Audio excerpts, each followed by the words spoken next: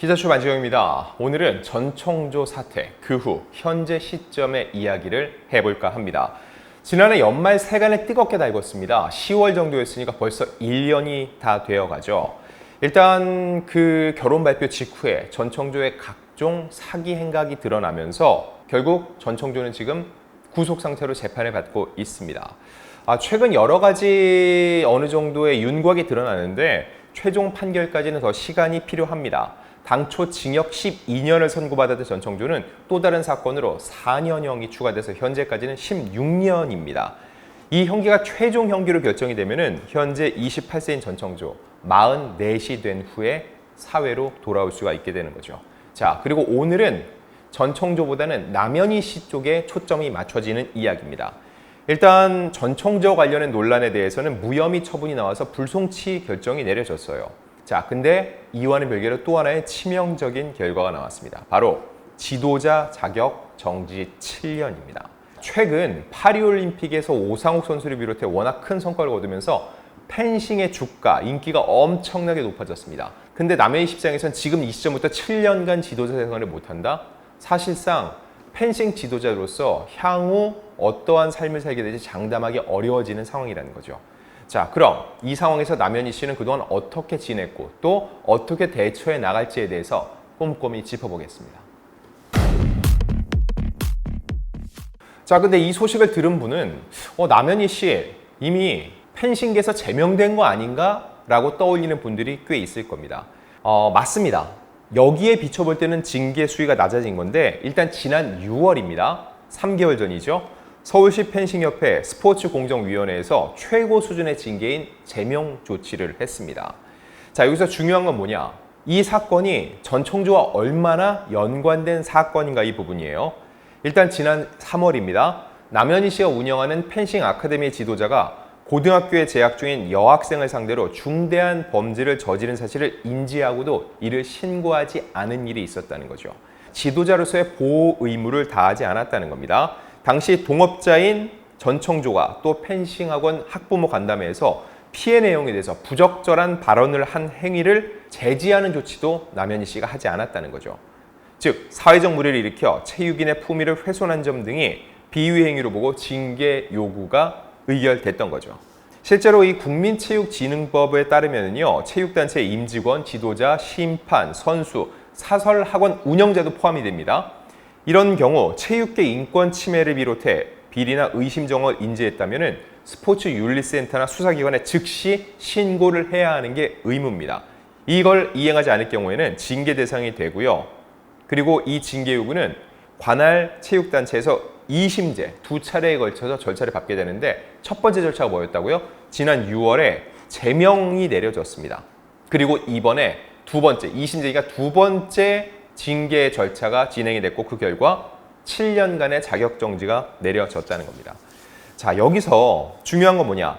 남현희 씨가 이 코치의 부적절한 일을 저지른 사실을 알고도 신고하지 않았다는 겁니다.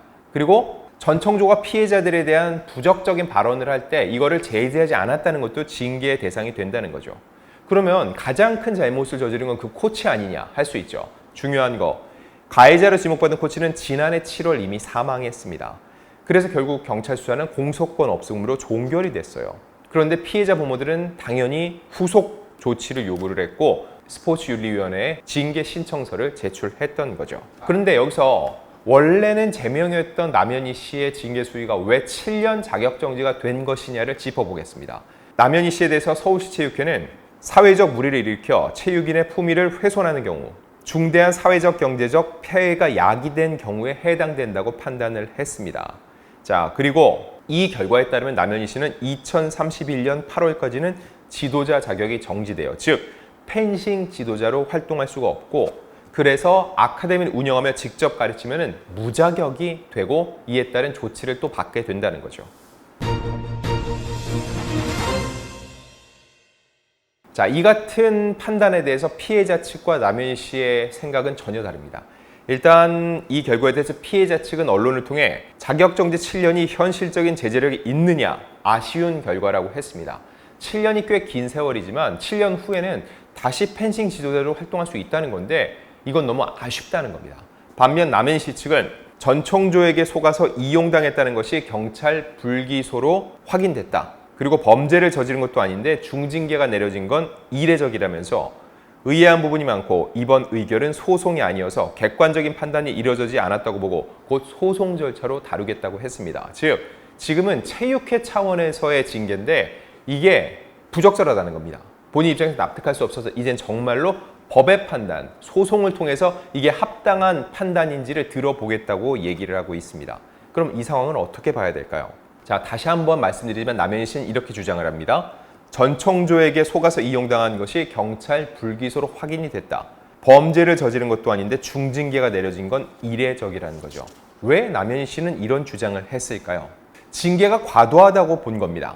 펜싱협회가 중대한 사회적 경제적 폐해가 야기된 경우라고 이유를 밝혔는데 전청조에게 속은 것이었다.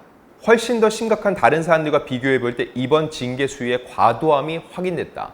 자, 다른 사안에 대한 징계도 이 정도까지는 아닌데 속아서 피해를 입었다는 남현희 씨가 이 정도 7년의 자격정지는 너무 과하다는 주장이라는 거죠.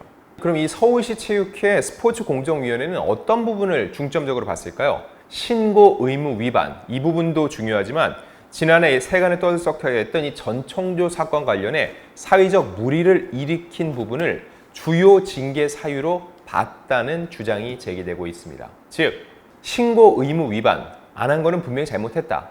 근데 이 부분도 있지만은 이 전청조 사건과 관련해서 사회적 물의를 일으킨 부분을 꽤 크게 봤다는 거죠.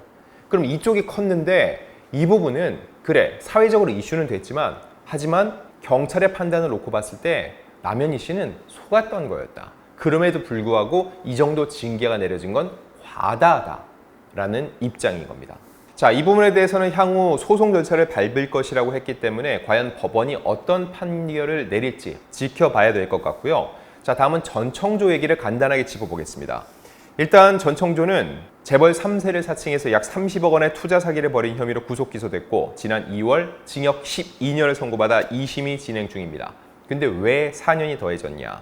자, 최근에 열린 재판에서 아동복지법 위반, 특수폭행, 협박, 주거침입, 사기, 명예훼손 등의 혐의를 추가적으로 받아서 징역 4년이 선고된 겁니다. 자, 이 내용은 남현희 씨의 중학생 조카를 어린이 골프채 손잡이 부분으로 10차례 때린 혐의를 받고 있고요. 또한 남현희 씨의 조카가 남현희 씨에게 용돈을 요구하자 주변에 친구가 없게 하겠다, 경호원을 학교에 보내 작업하겠다 등의 메시지를 보낸 부분도 협박으로 봤다는 거죠. 그리고 재판부는 피해자들이 전청조에게 기망당해 자신이 가진 돈뿐 아니라 대출받은 돈까지 건네줘 이중으로 피해를 입었지만 전청조는 고급 레지던스에서 호화 생활을 이어나갔다고 지적을 했습니다. 그리고 전청조가 어린 학생을 훈계한다는 이유로 골프채로 때리고 수사기관에 고소하지 못하도록 협박해 죄질이 매우 나쁘지만 범행은 인정했다. 이 점은 참작했다고 판결 이유를 밝혔습니다. 향후 남현희 씨가 징계가 부당하다고 소송을 제기한 부분에 대해서는 과연 법원이 어떤 판단을 내릴지, 지금 2심이 진행 중인 이 전청조 사건은 또 어떠한 판결 결과가 나올지 추후 저희가 또 취재 후에 여러분들께 전달드리겠습니다.